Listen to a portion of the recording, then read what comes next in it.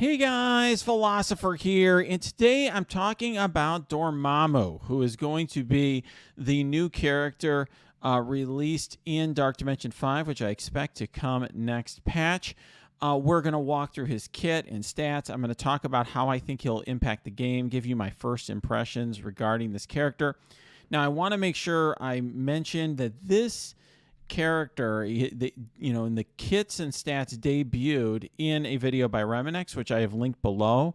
I would very strongly encourage everyone to watch the video. I think you're going to want to see Dormammu in action, and he does that there. You'll get to actually see some gameplay, and there's some comments from the game designer. What I will say is that, it is a character that the dev in that video made clear that they are releasing to impact the arena meta. They expect this character to turn the meta upside down. And, it sure looks to me from looking at the kit like that's going to happen. What I'm going to do, instead of talking too much about that stuff, in what the dev said, I'm going to get right to the stats and kit and give you my analysis. I will say one thing you should keep in mind is that this character here doesn't even have ISO. You can see that here on the right. It's only a 4 red stars. Now, we don't know, and the dev didn't say anything about the release method or what star level you'll be giving him at. The dev footage that we get usually has 4 red stars on every character, so we don't know what this means. But, even without the ISO, this character looks super powerful. Looks like a character that is definitely going to be a meta-defining character. And frankly, it looks to me like it will be very, very difficult to win in the arena without him. And essentially, the arena meta will now be built around him. And I think that's important because Doom was not quite that way. I was one of the first people to unlock Doom. And when I put Doom in the arena, he was very good on offense. Better on offense, and on defense, he was useful. Like, I would throw him on defense, but only like 10 minutes before payout because people could figure out clever teams to beat him. I'm going to be very surprised if that happens with Dormammu. All right, first of all, let's go right to the stats. These are the stats without ISO. I'm going to blow them up. You could see 876K, 37 health, 37K damage. 28K armor. So let's compare that. We can compare that to MSF.gg, which I have right here. And if you look at health, and this is gear tier 16, and we can just, it's apples for apples. He's right there in terms of health. He's right up there with Omega Red. In terms of damage, though, not as high of a damager. You can see that down here. He's more in the 30s in terms of damage, but that's without ISO. So I don't know. I don't know with ISO how much that's going to change, and because I'm not sure exactly what these figures include. But I think what you could just see here is sort of an off the charts health character, and very good damage, but not overwhelming. That's not what his kit is. In fact, if you go and you look back here at the character, you're going to see, he is a support character. So he's not meant to be the biggest damager on the team. He's not meant to be a tank. He's meant to be a character that is supporting the rest of the team, and that's what the kit looks like. I'm going to go right to that now. And like I said, this is from that video, which I encourage you to watch below. But if we go to the top, villain, cosmic, mystic, support. First of all, we haven't had many villains this year now. I mean, we're just getting them with Weapon X. And then, obviously, this is a pretty big villain as well. Yet another cosmic character. Huge, crowded field there. Certainly, obviously, he's not technically a legendary. So just like how Doom is in global, this character is going to be in cosmic, and that's going to be really crowded. Let's start with his passive, which is often how I think you can understand these kits. So first of all, this character can't revive. I think the idea is that would be insane if this character could just keep reviving. You could have an infinite loop because this character has a unique mechanic where he basically makes it so everyone else on the team revives once. Now, the reviving once mechanic exists in the game, right? Ultron revives once. Adam Warlock revives once, etc. But this, they've made it kind of a thing, right? They call it revive once. So if health is full at the start of the match and this character is not a clone, all allies gain revive once with 40% of their characters max health. So that is, very, I think, very significant. That obviously gives any team a lot of staying power. You can put sort of your legendary suit, not legendary suit because the legendaries aren't the best characters anymore, but, a soup of all the best characters. You could have Doom revive once, right? You could have Kestrel revive once, so on. That's going to just create a lot of extra power for your team. We can see with Infinity Watch and Heroes for Hire and War, for example, how those revives matter. Here, what I will say is, one thing that's interesting is this character can't revive. So obviously, they're basically making it so that there's a huge incentive to try to go after and get Dormammu down first, which I think is really, I think an interesting mechanic. It's almost like a soft taunt in a way. Like, if you keep this character up, if you don't control this character, you're going to have a problem. We're going to talk a little bit about potential limits on that control a little later. Now, one thing that's interesting, so there's a charge. By the way, and on spawn and on turn, if this character has allies with revive once, he gains these buffs, right? So he gains defense up, offense up, immunity, and so on. So, he could, on spawn, he's going to gain all three. He's going to start with defense up, start with offense up, start with immunity all for 2 turns. And as he takes turns, that's going to continue happening. Now, he's not super fast. They showed in the video like 118 speed, which, by the way, if you look at the stats here, makes him in the sort of good but not insane category, sort of on par with Phoenix or Aim Assaulter, a little bit slower than Taskmaster or Star-Lord. So kind of in a good but not great area. But anyways, he's going to be getting these buffs all the time. Immunity in particular, I think, is a pain, because to get any status effect on him, if you're trying to control him in some way, you're going to have to deal with that first. This also sort of makes it where if you want to make it so you can more easily put status effects on him, you've got to kill one of his other allies before you turn to him if you want to try to control him, because then if he has 4 or more allies with revive once, he's just going to keep getting immunity back. Now, on enemy turn, in other words, every turn that your team takes, if he's charged, he flips all positive effects to negative effects and applies 2 bleed to that enemy. Very, very powerful. And then on his turn, I believe, as this means, if he's charged, he loses 1 charge. Now, how does he get charges? His special gives him 3 charges, and he gets that on turn 1. So he is going to be flipping positive effects a lot, and it's going to make it very difficult, particularly for teams that rely a lot on positive effects. Now, some of those teams, Infinity Watch, for example, do have Safeguard, right? One of those teams, Infinity Watch, has Safeguard. So it will have that. This particular piece of his kit's can have limited use against Infinity Watch, but against every other team that relies a lot on buffs, which is a heck of a lot of teams, this is going to really stop them dead in their track. And then, on stun, clear all stun. It's not clear what this means. In other words, is it all stun off all characters, or is it just off of him? That's not clear. Was never really discussed in the video. And then he applies regen to himself. So this is similar to Doom. This prevents you from stunning him. Okay, that's an issue. More on that in a minute. When this character drops below 50% max health, gains Safeguard for 2 turns and Stealth for 2 turns. So another problem, right? This character going to be very, very difficult to kill. They're basically making it so the character is almost impossible to take down. I mean, what do you do? Because so particularly, like if you try to burn him down in the beginning, he's going to have immunity and defense up. If you don't clear that immunity first, he's going to end up getting Safeguard and Stealth, and you can't get rid of the immunity. You're not going to be able to control him. And it also means that Stealth, if the Safeguard and Stealth are there, you can't unstealth him. Very, very difficult. You almost, very, very difficult situation there. Gain 50% max health. Okay, that's why he has such a big health stat. 50% resistance for each Mystic character. In the video that they show him actually with the new Warriors and Silver Surfer, which is interesting. In the short run, I could see that potentially being a team. The new Warriors are a very powerful team.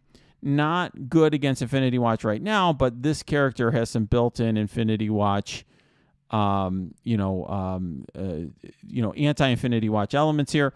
Well, while this character has stealth, gain 30% block chance. Okay, well, that's interesting. So basically, when this character drops below 50% health, he gains safeguard for 2 turns and stealth for 2 turns, and he blocks more. So it's just going to make him very, very difficult to kill.